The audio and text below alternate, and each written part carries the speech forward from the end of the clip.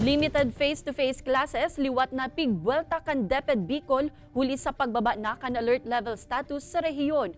1900 na eskwelahan nakatalaan namang magpuon kan sa indang expanded limited face-to-face classes sa bulan nin Marso. Uyan report.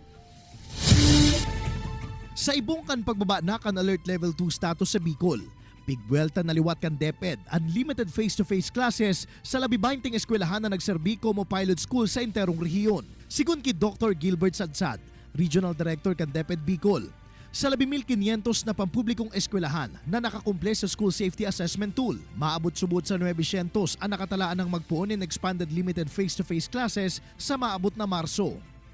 Meron na ring magdadagdag sa Monday and the rest will start on March 1. Meron tayong pumasa sa assessment na 1,500 schools.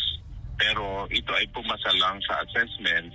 Kailangan pang i-comply yung local government unit concurrence at saka yung parental written consent.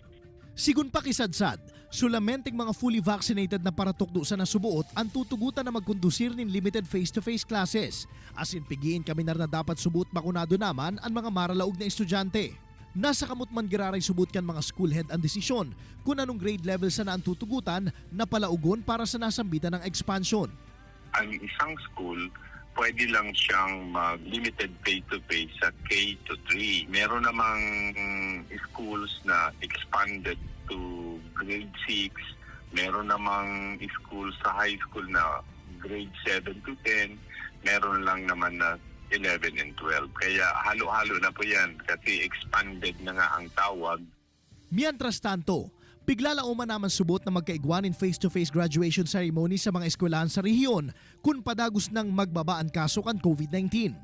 Pigshare tuman kan DepEd na pigkukonsidera ninda ang rekomendasyon kan IATF urog na ang alert level status kan rehiyon.